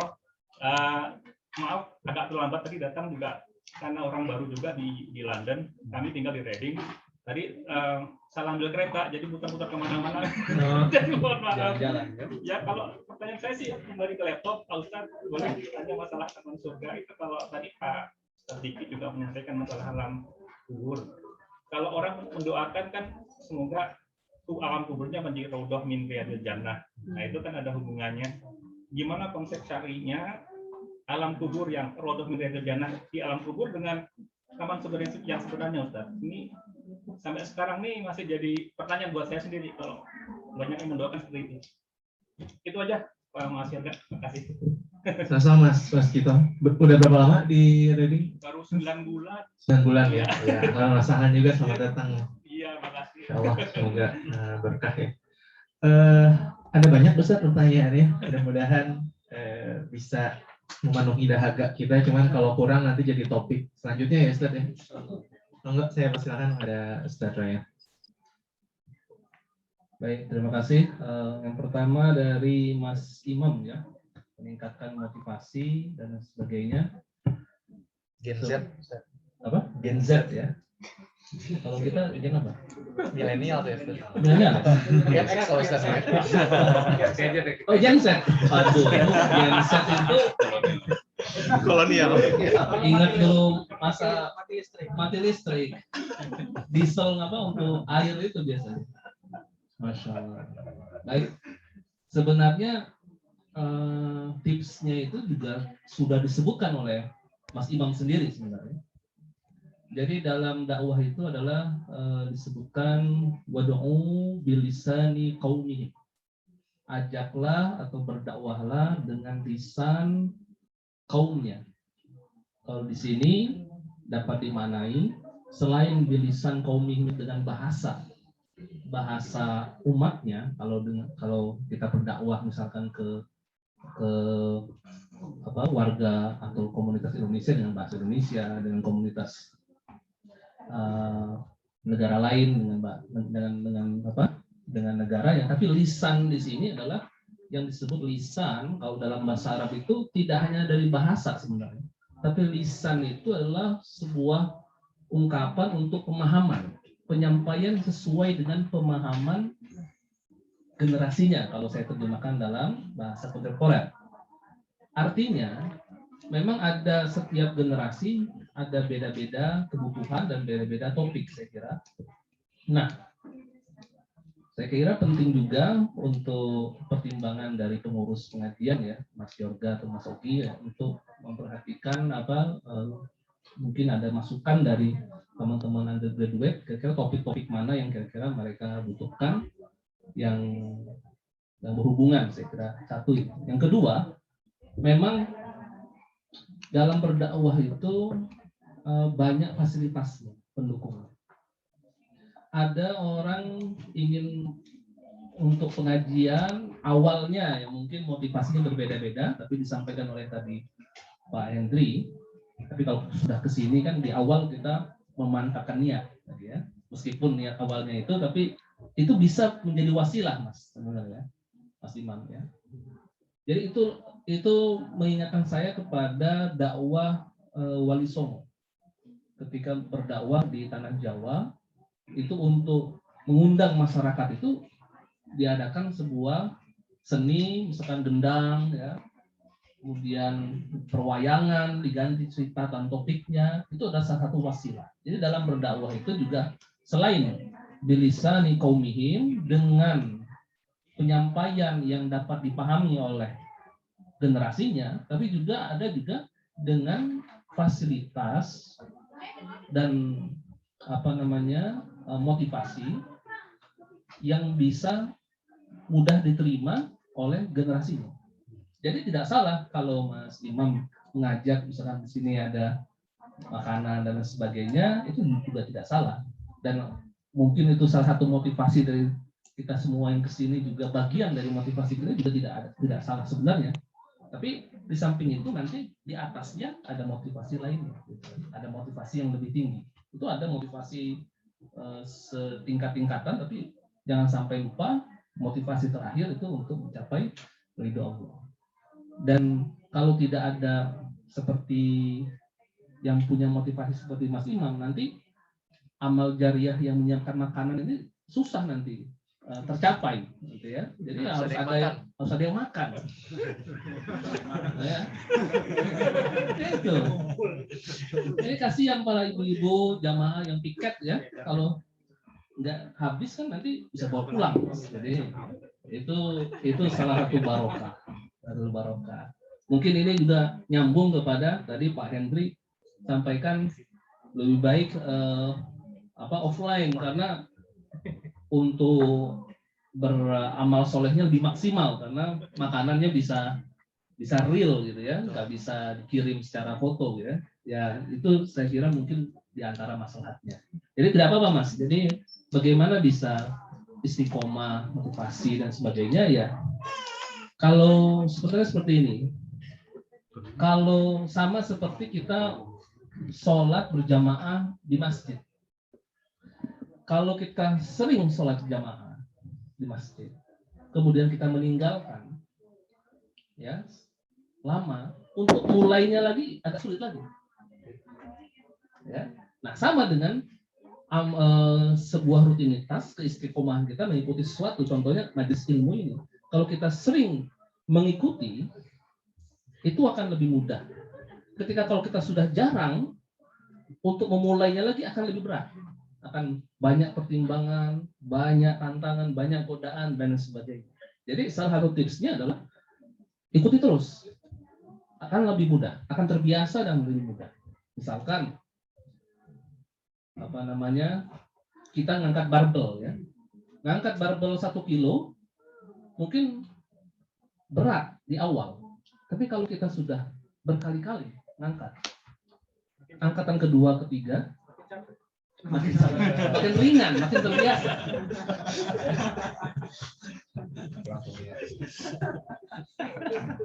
Atau dengan contoh lain, tadi samping saya itu Mas Wahyu, mana Mas Wahyu?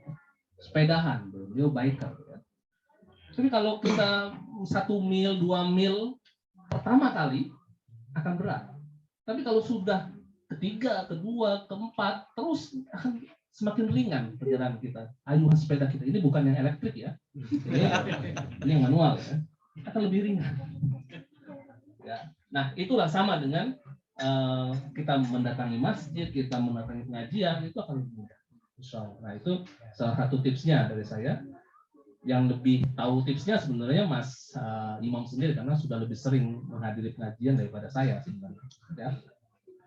Itu Mas Imam ya.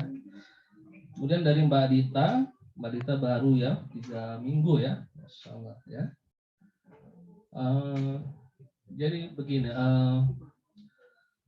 memang di London ini sangat multikultural, tapi kita bisa lihat dari multikultural itu sendiri sebenarnya ada celah bagi kita untuk bisa mengekspresikan ibadah kita secara bebas dibandingkan dengan yang sangat homogen sebenarnya. Nah, oleh karena itu salah satu tips untuk supaya tidak terbawa arus itu adalah yang pertama adalah seperti salah satu dari nasihat Sunan Kalijaga Wali Songo, Ombo Ati, untuk menjaga hati itu berkumpullah dengan para orang-orang soleh. Nah, tempat berkumpulnya itu adalah di majelis ilmu. Jadi untuk menjaga kita supaya tidak terbawa arus, kita bisa konsultasi, cerita, permasalahan, teman-teman yang baru datang mungkin ada masalah apa, mungkin yang lebih senior sudah paham, bisa memberikan solusi, bisa memberikan pencerahan, dan bisa memberikan bagaimana menghadapi orang yang seperti ini, mungkin bisa. Karena di sini sudah banyak yang tinggal lebih dari 20 tahun kan, jadi sudah terbiasa. Maka teman-teman yang baru datang, jangan sungkan-sungkan untuk bertanya, jangan sampai tersesat di London ini, khususnya ya, atau di UK ini, karena banyak hal yang mungkin kita belum pernah lihat di Indonesia, bagaimana kita menyikapinya perlu. Nah, inilah fungsi dari majelis ilmu atau kajian, atau salah satu dari tadi yang Bapak Henry sampaikan ya, tujuan dari didirikannya pengajian Al-Ikhlas ini adalah untuk menampung teman-teman supaya tidak terjerumus dalam berbagai macam pemahaman yang ada, yang sangat multikultural ya. Kemudian peluangnya, ya tadi saya sudah sampaikan ada peluangnya kita bisa mengekspresikan ibadah kita di kampus juga, karena multikultural. Kampus juga dalam tanda kutip terpaksa menyiapkan fasilitas ibadah karena dia tidak boleh tidak boleh mengekang kebebasan untuk berekspresi. Jadinya setiap kampus pasti ada, di London khususnya ya, pasti ada fasilitas ibadah. Dan karena supaya bisa membawa siar ini, ya kita kembalikan kepada tuntutan agama ya, tadi udkhulu bisilmi kafah, jalankanlah agama Islam itu secara kafah, tidak setengah-setengah. Insya Allah siar kita akan tetap tersampaikan. Dari Pak Waskito tentang alam kubur ya, ini terkait yang didoakan itu ya kan, karena Raudotan min riyadil jinan ya, itu adalah doa kita untuk pada mereka. Tapi apa sih hubungan jannah di sini ya, Raudoh taman ya, dengan taman di surga itu kaitannya adalah memang surga itu memang adanya memang di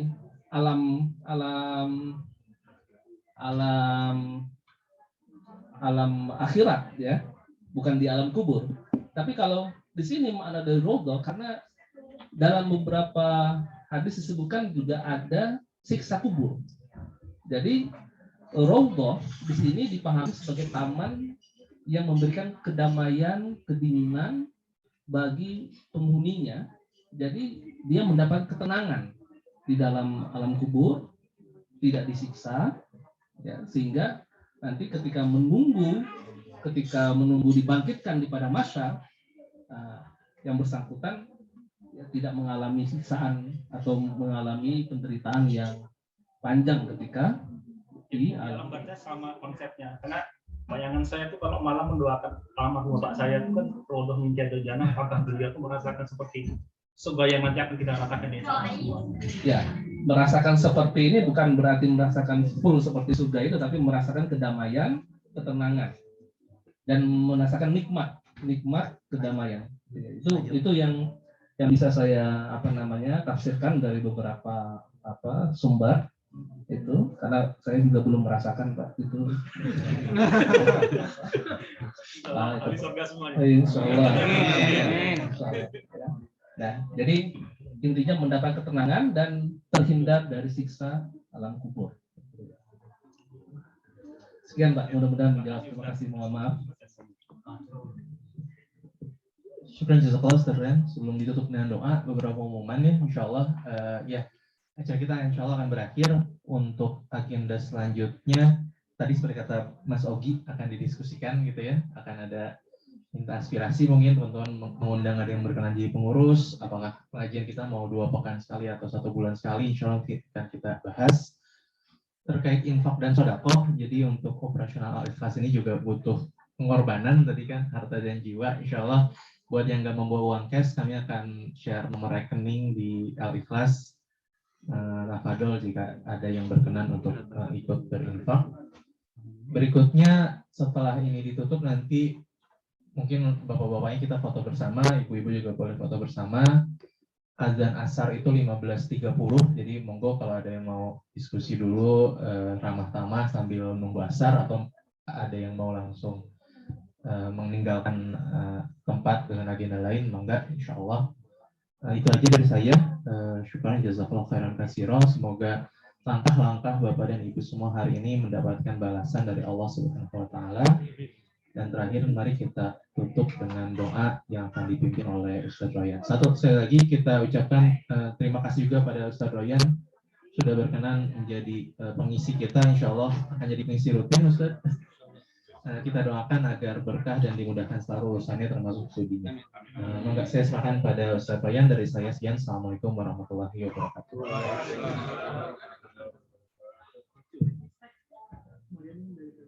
Sebelum kita berdoa, mari kita bersama-sama beristighfar 3 kali. Astagfirullahaladzim. Astagfirullahaladzim. Astagfirullahaladzim. أعوذ بالله من الشيطان الرجيم. بسم الله الرحمن الرحيم. حمدا شاكرين، حمدا نائمين، حمدا يوافي نعمه ويكافي مزيده. ربنا لك الحمد كما ينبغي لجلال وجهك الكريم وعظيم سلطانك. رضيت بالله ربا وبالإسلام دينا وبمحمد نبيا ورسولا. اللهم صل على سيدنا محمد وعلى آل سيدنا محمد. اللهم اغفر لنا ذنوبنا وذنوب والوالدين وارحمهم كما ربونا صغارا. اللهم ربنا ظلمنا أنفسنا وإن لم تغفر لنا وترحمنا لنكونن من الخاسرين. اللهم أعنا على ذكرك وشكرك وحسن عبادتك. اللهم ربنا تقبل منا صلاتنا وصيامنا وقيامنا وقعودنا وتضرعنا وتخشعنا وتمن تقصيرنا يا الله يا رب العالمين. اللهم إنا نسألك علما نافعا ورزقا واسعا وعملا متقبلا يا رحمن يا رحيم. اللهم إنا نسألك سلامة في الدين وعافية في الجسد وزيادة في العلم وبركة في الرزق وتوبة قبل الموت ورحمة عند الموت ومغفرة بعد الموت. اللهم هون علينا في سكرات الموت والنجاة من النار والعفو عند الحساب. اللهم إنا نسألك رضاك والجنة ونعوذ بك من سخطك والنار. اللهم إنا نعوذ بك من الهم والحزن ونعوذ بك من العجز والكسل ونعوذ بك من الجبن والبخل ونعوذ بك من غلبة الدين وقهر الرجال. اللهم هب لنا من أزواجنا وذرياتنا قرة أعين واجعلنا للمتقين إماما. Ya Allah, ya Rahman, ya Rahim, berikanlah kami teman yang baik-baik dan perbaikilah teman-teman kami. Ya Allah, berikanlah kami anak yang keturunan yang baik-baik dan perbaikilah anak dan keturunan-keturunan kami. Ya Allah, berikanlah kami tetangga yang baik-baik dan perbaikilah tetangga-tetangga kami. Ya Allah, berikanlah kami pemimpin yang baik-baik dan perbaikilah para pemimpin kami. Ya Allah, berikanlah kami sahabat keluarga yang baik-baik dan perbaikilah sahabat dari para keluarga kami. Ya Allah, ya Rahman, ya Allah, berkatkanlah kami. Berikanlah berkah kepada perkumpulan kami pada hari ini.